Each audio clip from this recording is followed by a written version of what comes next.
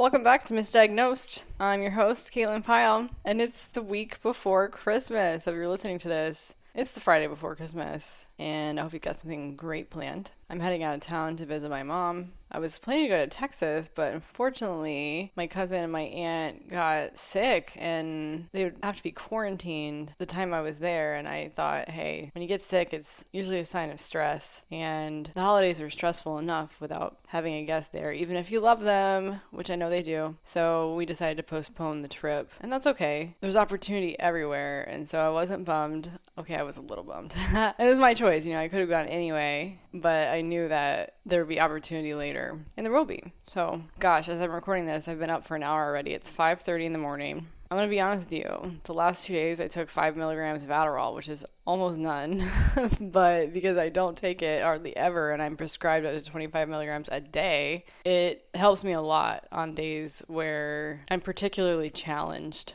And my goal has been and is still to use it less and less as my brain health continues to improve. And I am challenged, I'm trying not to say the S word, struggle, as I am challenged to not feel guilt, the G word, when I need a little extra help, and to not feel the F word, fear, that I'm setting myself back multiple steps. Because ultimately, I know I'm taking a ton of steps forward, and if that's 5 milligrams of Adderall or 10 in a whole week versus hundreds in a week, several hundreds in a week, then I'm still going to come out on top. And ultimately, my body knows me probably better than I consciously know myself, and can take steps ahead of time to prepare. As a result, I've had a couple of great days in terms of productivity and organized and feeling connected to what I'm working on, and that's a positive. But I'm wired at night, even though I floated last night to calm down my mind, and it helps. My mind is just, I'm so excited to be alive right now, y'all. I'm working on so many cool things that it's hard to focus on them, but it's hard to not focus on them too. And I'm working on some mindset shifts to make them permanent, away from a fear that I uncovered, a limiting belief or a fear that I uncovered that I can't live in my house fully. I'd been renting it out. I'd been wanting to rent it out. If somebody offers me a crap ton of money to leave for a month and I choose to go on vacation at the same time, that's fantastic and I'm in. Or if somebody wants to rent the place while my assistant is here during the week and I'm upstairs working and I'm making some extra money without having to do anything, also great. But if it's going to push me out of my place that I love because I'm afraid that I can't just invest the money I got from the sale of my business back into myself for a while, that's a scarcity mindset that's followed me for years, believing somehow that I'm not able or responsible or in control of my own income, which is the furthest thing from the truth, and I know it. But I identified this old memorized emotion, this pattern of self-doubt and feeling undeserving of living in this house because nobody needs this much house to themselves. But I realized I'd been saying out loud, I have a big life. I have a big personality. I live large, and by large I mean expansively, and this house supports that, and I'm allowed to live here. I'm allowed to take up all the space. So this weekend or this week, possibly early next week, I can't remember what the schedule is, but my assistant is in charge of that. She is coordinating a move of all of my stuff from my upstairs bedroom back into my master where I belong. I had moved up here to have more separation from my roommate at the time because despite how much I like her and we're still very good friends, I do not like living with a roommate, but I kept taking people in, and I have my office upstairs, but I also have my workout space, my little gym right next to my office. So I was splitting this big bedroom. Meanwhile, there's another bedroom downstairs that's huge, bigger than this one, and empty, which my roommate was living in for a while. And I'd been thinking about turning that into a bedroom to facilitate clients coming over and floating and doing coaching, like an intensive type thing. And that's still possible, but I want to have my gym downstairs because that's the first thing I want to do in the morning most mornings, if it's not 4:30, is work out.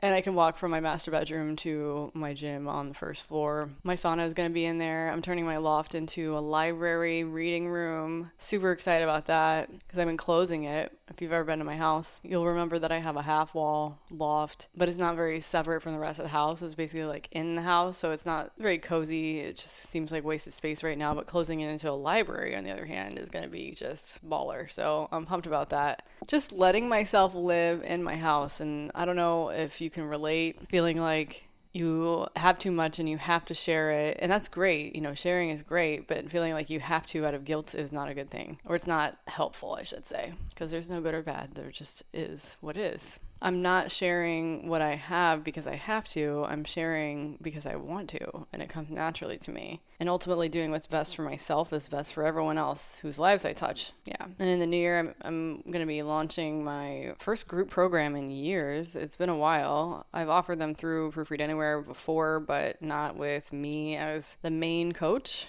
Obviously, I've always been behind the scenes, directing things, whatnot, but not doing the coaching and creating new content. Several years ago, I think in 2017, I launched a product called Mindset University, which I did not have the bandwidth to sustain for very long because I was spread so thin already. And so it died somewhat, but the thought behind it has remained. And I've learned so much since then, like so much. I didn't know anything in comparison to what I know now. And so as I have been brainstorming and putting together plans for this new program, I can't help but get excited about the results that people are going to get because the results are going to come from within. One thing I noticed in my years with Proofread Anywhere is that there was a lot of expectation on behalf of the students for the course to do the work for them. That was just the mindset that they were in. So we had a ton of students who were very successful at the program because they paid very close attention to the mindset content that's included. But then the ones who are like, oh, I don't need to work on my mindset, I just need to make money. Like, that is a terrible mindset. It was all about them making money and they weren't going at it with the right mindset at all.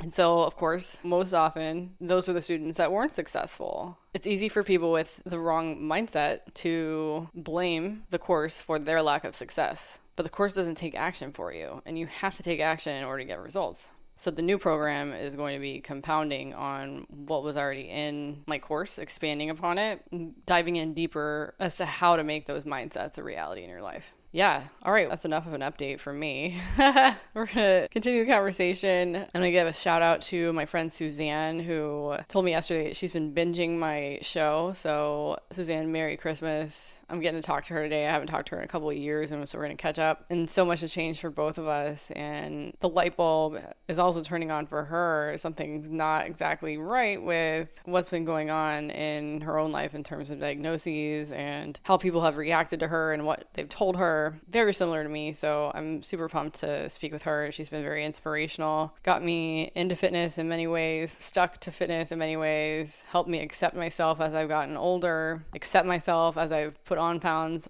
lost pounds, reminded me that I'm not the number on the scale. So I'm going to give a shout out to Suzanne. I love you. This episode is for you. I don't know why I just felt led to say that. I mean, really, this episode's for everybody because it can affect everybody and it affects more people than I ever suspected. I mean, if you haven't listened to the first part of this conversation about viruses and how they can affect our brain, pause now and go listen to it and come back to this one because it's imperative that you understand the first part of this viral brain conversation for this second half to make sense. Otherwise, it's, I guess, somewhat likely that you might be like, oh, that's BS, because you don't understand the background of it. Yeah. We talked a lot about brain inflammation caused by viruses, and everyone experiences the spectrum of that differently. Some people have a lot going for them. A lot of love, support, resources. They had a better diet earlier in their life. Maybe they've been exposed to fewer toxic heavy metals and pathogens. Maybe they've had less stress. And so the brain swelling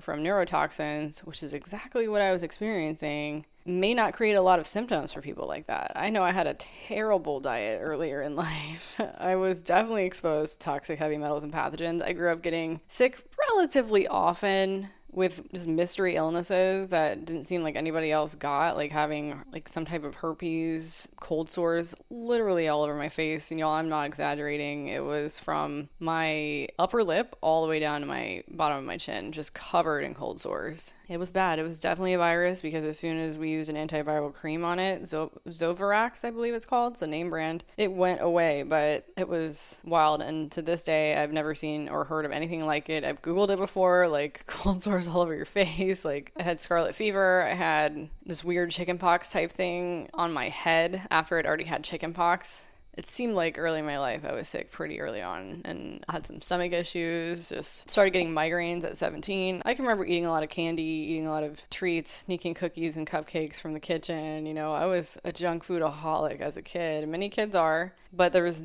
no doubt that I had a poor diet early in my life. My family was in the candle making business, so I was exposed to scents quite a bit. I know I used air fresheners. I loved those Calgon sprays. Who knows what the heck was in that stuff? Like, I was just into all of it, you know? And I didn't know. If you don't know, you can't do better. So maybe some folks have a lower viral load. Like, they just were exposed to fewer viruses. Maybe they have more electrolytes in their diet. They have a stronger mineral salt content inside their brain. Stronger neurotransmitters because they've had fewer stressful periods in their life, right? And I've had a lot of stress in my life. And so in a way, like reading this to you guys helps me feel better about having taken Adderall a few times this week because I know that my neurotransmitters are not as strong because of what I've experienced in, we'll say, the last decade, right? That doesn't mean things can't get better, and things have definitely gotten better as I reflect back on the whole year and where I was this time last year, taking Adderall probably 5-6 days a week, feeling massively anxious, depressed, taking Xanax every night. I've come a long way.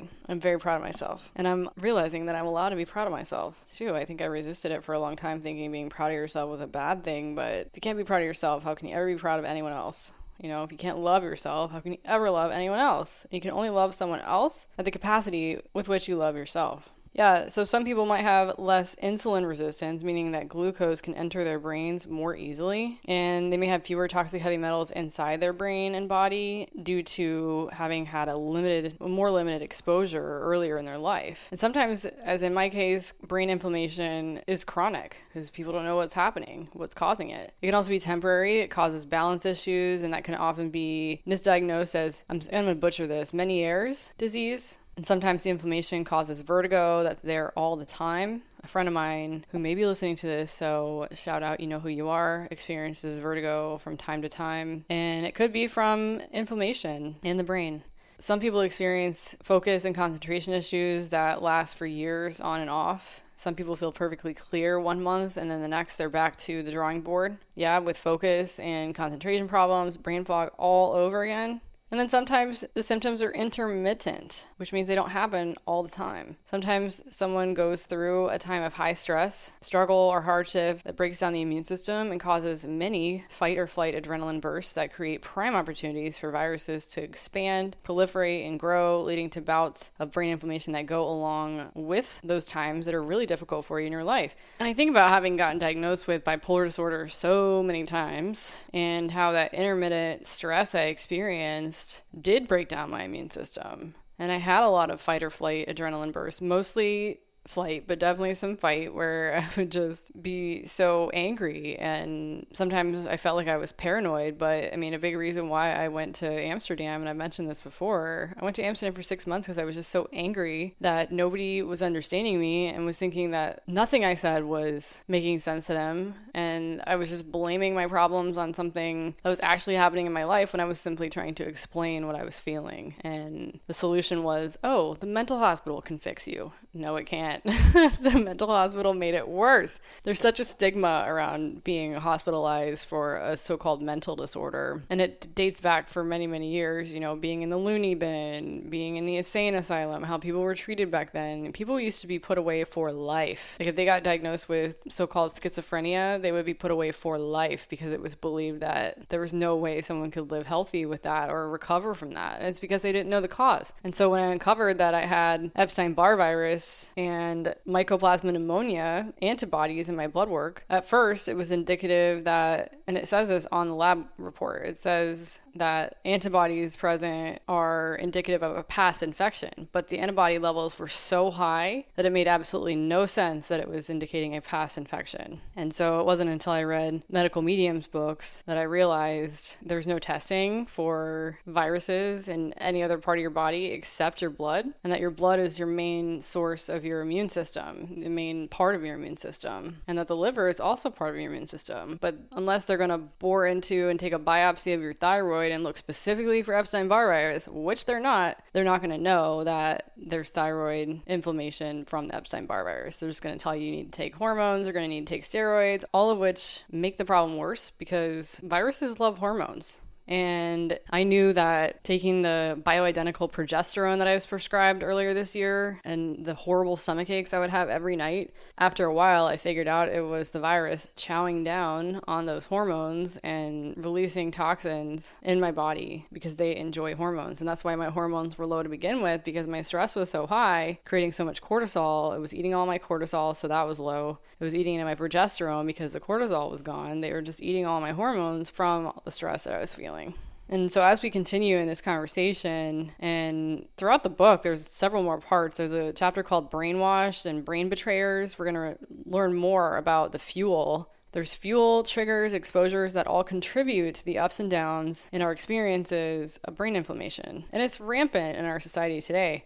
There's patients who've been going into doctors' offices and clinics year after year for 10 years, 20 years, more than ever before in history. And it's going to keep happening more so in the coming days and years. And they should be leaving not only with a brain inflammation diagnosis, which I finally got one. I finally got one in March of this year, but I still didn't know the cause of it until I read the Medical Medium books in May of this year. But not only should they get a brain inflammation diagnosis, they should leave with a viral diagnosis. And the first course of action when I got this blood work done for me was, let's put you on 2 weeks of antibiotics, which is like horrible for you. And then 1 week of, it was ivermectin, the antiviral, none of which, they did nothing. And I was increasing my herbs and whatnot, not anything to the herbs that Medical Medium recommends, but not surprisingly, it was January. I got the blood work results first, and then I retested in March, 3 months later, and my antibodies were still through the roof. I haven't tested since then. I'm waiting for a whole year to do another complete blood count and virus antibody test, maybe. But I'm very conscious of how much it takes out of your body to get blood drawn now. And there's an episode on the Medical Medium podcast about blood draws. It's something, a play on words with vampirism. I can't think of it off the top of my head, but it's a pretty recent episode. If you scroll in the show, you can learn just how detrimental it is to have your blood drawn as often as I was having it drawn, and the amount of blood that is drawn is just way too much.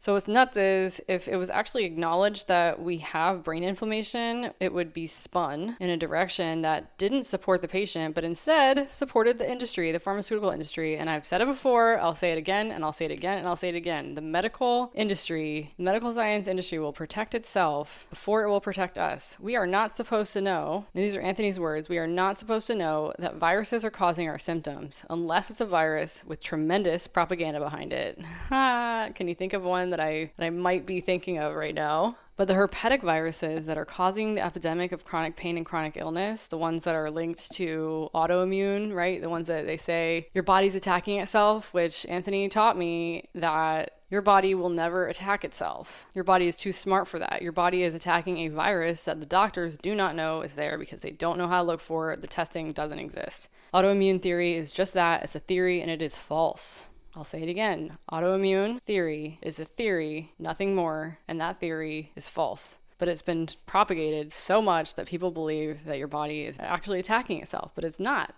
So yeah, these viruses that cause, this is a shocker, okay? So sit down for this.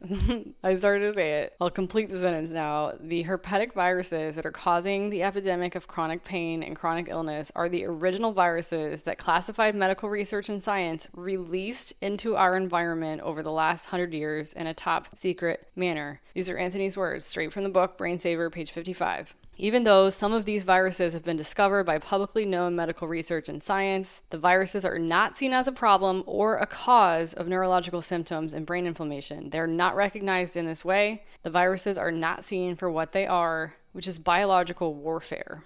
That's why we need to know so we can heal ourselves. Getting help out there is not easy. The best that's going to happen now is leaving the doctor's office with a long haul COVID or neurological Lyme diagnosis, whether it's backed up by a blood test or not. And those of you who are familiar with the truth about Lyme disease are going to understand what Anthony's talking about here. And if you're new to the truth about Lyme disease, which I'm thinking about my neighbor down the street who told me that she had Lyme disease, there's a part in this book, so we're going to talk about it, about Lyme. And then there's also a chapter on it in the original Medical Medium book. So I'll drop the link in the show notes if you want to head over and get that. And there are some functional specialty medical doctors who have picked up on Anthony's information over the years. I mean, he's been at this for more than 30 years now, so he's not new to any of this. This is not something he's pulling out of his ass. He knows more than the doctors, and some doctors are starting to pick up on it. And so they're starting to get one thing right, that COVID is reactivating EBV, Epstein-Barr virus, that someone already has. But they're still confused in many cases, giving a diagnosis of reactivated EB with long-haul COVID, when the problem is actually just the reactivated EBV. And that can go on to inflame the vagus nerves, causing vagus nerve-related symptoms. And the practitioners are not necessarily following through and providing the right protocols in this either. The COVID virus itself doesn't injure the vagus nerves. The virus weakens the person's immune system, which allows Epstein-Barr virus to affect the vagus nerves. And a big reason that people are going into doctors' offices in the first place is because they're struggling with neurological fatigue. And that's something that, that's why I take Adderall, I think, is because my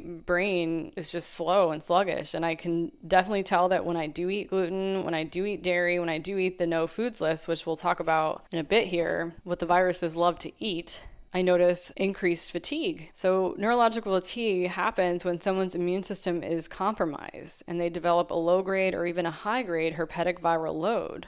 And Epstein-Barr virus is a herpes virus. It's in the herpes family. So when that happens, a large amount of neurotoxins can be produced by that viral load, and that eventually saturates the brain and leads to a fatigue that seems to be everlasting, a fatigue that doesn't remedy itself with ample sleep. But no one's going to know that this fatigue is caused by neurotoxins because conventional or alternative medicine, they just won't know. They'll think it's just fatigue from a thyroid disorder. Yeah, that's exactly what happened to me. They'll say it's neurological Lyme. They'll say it's long-haul COVID. They'll say it's an adrenal condition. Or they may call it myalgic encephalomyelitis, which is also called chronic fatigue syndrome. And they'll say that without understanding what's really behind it. So if a medical professional lines up the fatigue with EBV, that diagnosis comes from Medical Medium. Yeah, just want to make sure you guys know that. Neurological fatigue from viruses is in a totally different class from everyday fatigue. It's caused by brain tissue that's saturated with the viral neurotoxins that elevate inflammation, result in swelling inside brain cells. So there's swelling of your glial cells, neurons, and glands in the brain, which makes me think about the pineal cyst, a big pineal cyst on my pineal gland in the center of my brain that was inoperable, could have also been caused by the virus. It can also result in swelling of nerves that are leaving the brain or swelling of the tiny nerves in the outside of the brain that are close to the skull. Neurotoxins can also land throughout the body on other nerves, including the optic nerve, vagus nerve, phrenic nerve, trigeminal, pudendal, hypoglossal, facial, and sciatic nerves. I had no idea that all these nerves were a thing, right? I wouldn't be surprised if you didn't either.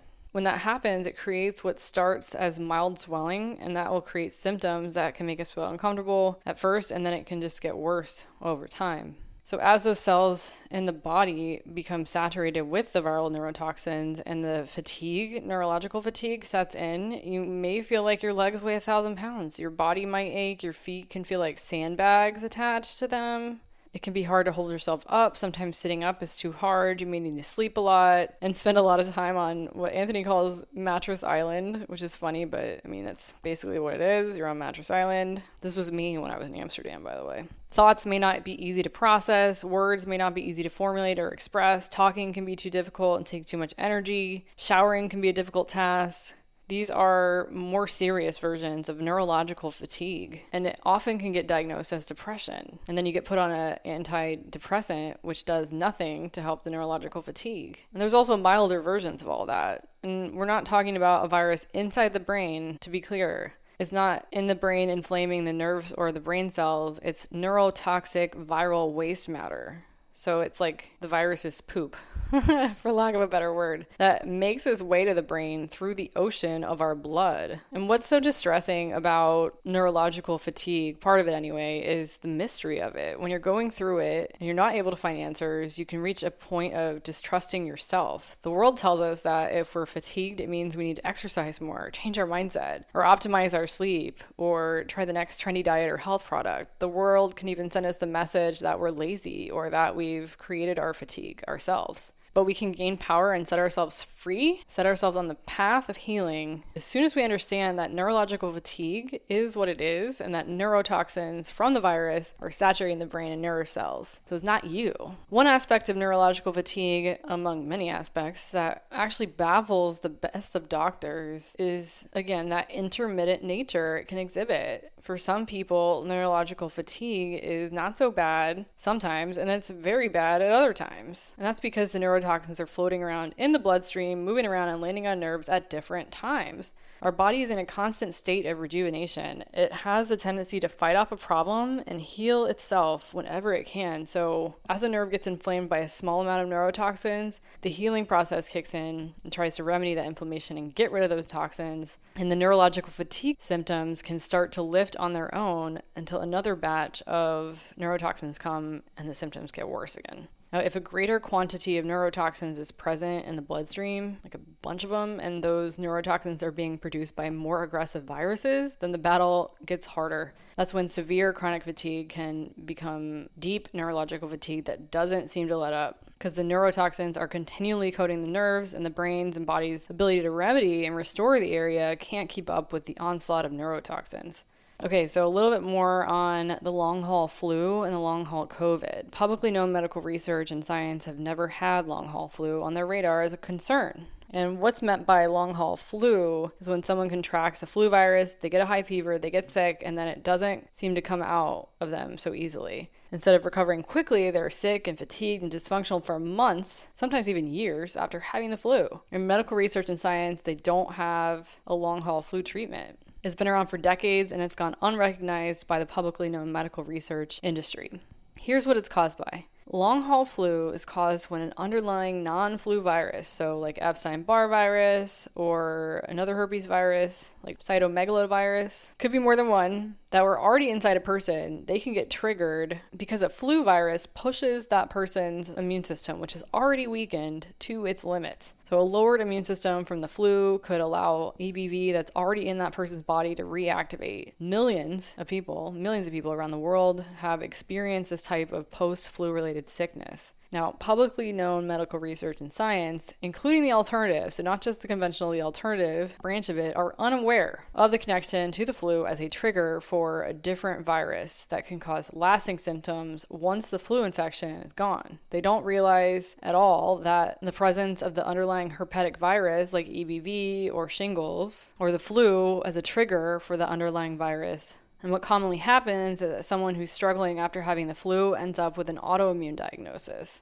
Perhaps they already had an autoimmune diagnosis prior to the flu, but then after the flu, they get more symptoms or more severe symptoms, and then they end up with another autoimmune diagnosis. Which autoimmune, I'll say it to add to the conversation on it in this episode, not only is it just a theory, it's a false theory, and it's a fancy way of saying they don't know, so they're just saying it's the body's fault. Some shocking information about flu treatments. We're not going to say what flu treatments we're talking about because we don't want to trigger the thought police, right? Some flu treatments have been an ongoing trigger for decades, so they trigger viruses like EBV to reactivate, and that leads to neurological symptoms and conditions that will occur or recur. They've left a bunch of people struggling with symptoms because their viruses were reactivating and causing brain and nervous system inflammation, but it's been ignored completely by both conventional and alternative medical communities. And I think that has to do with the fact that so many of these doctors are married to the belief in autoimmune theory, not realizing that the body will never attack itself. The body does not get confused. We're getting into a time in history when a considerable percentage of the population is going to be suffering, both from long-haul COVID and from post-COVID medical treatments that will trigger chronic brain inflammation and lower the immune system. So I know more people are going to be finding this podcast and listening to this information and finding out that there's hope, that they haven't been told the whole story because their doctors don't know the whole story. And we've been brought up to believe that doctors know everything and that the doctors can solve our problems, that we need the doctors to solve our problems. But our bodies are designed to solve their own problems in sometimes very supernatural ways. Like maybe you found this podcast for supernatural reason. Yeah, and one more thing to add, just like the annual flu treatments, call them flu treatments, but I think you know what I'm saying. There's some yearly COVID treatments as well that will reactivate the viruses in people and create symptoms very similar to the diagnosis of long-haul COVID itself. So that's to say that some people will get sick with COVID and then not recover properly because of the internal viral inflammation from another virus like EBV that was triggered by COVID, lowering their immune system, allowing it to reactivate. But that'll get labeled as long-haul COVID or sometimes long-haul COVID with reactivated EBV when really the reactivated EBV or the other virus should be the main focus because that EBV or the herpetic virus is the reason for the lasting symptoms that are actually labeled long-haul COVID instead. Some COVID treatments will do something similar and lower the immune system by keeping the immune system distracted. It thins out and overburdens the immune system so it's not able to watch out for other threats inside the body. And as a result, the immune system will completely ignore the true and greater threats inside the body, like the herpetic viruses present that create brain inflammation. I think we're going to stop here. Since we're about to start our Christmas weekend, I am going to stop the episode here. Next week, we're going to talk about what viruses love to eat.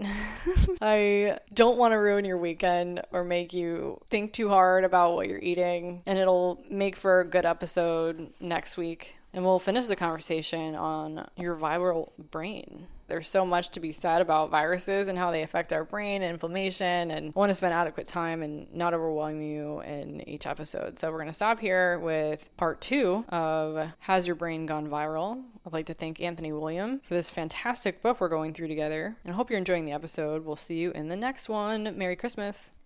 Thank you so much for tuning in to Missdiagnosed. If this show has helped you in any way, please consider leaving a 5-star review on iTunes. Sharing your experience will help others who are lost in the darkness find their own way out of the science of lies. Please note that while I may go in depth into medical topics and have acquired substantial medical knowledge, I am not a medical doctor. I'm a researcher. I'm a messenger of hope for other survivors of industrialized psychiatry. Because of how toxic psychiatric drugs are, it can be extremely dangerous, even life-threatening, to suddenly stop taking certain drugs. This is especially true for antidepressants, antipsychotics, and benzodiazepines. The longer you've taken the drug, the more dangerous withdrawal can be.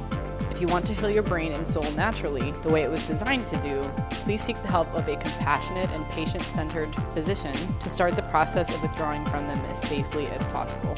It will take time for your brain to reacclimate to life without the drugs, and there are doctors out there who will support you in your quest to save your brain. Never give up. You can heal.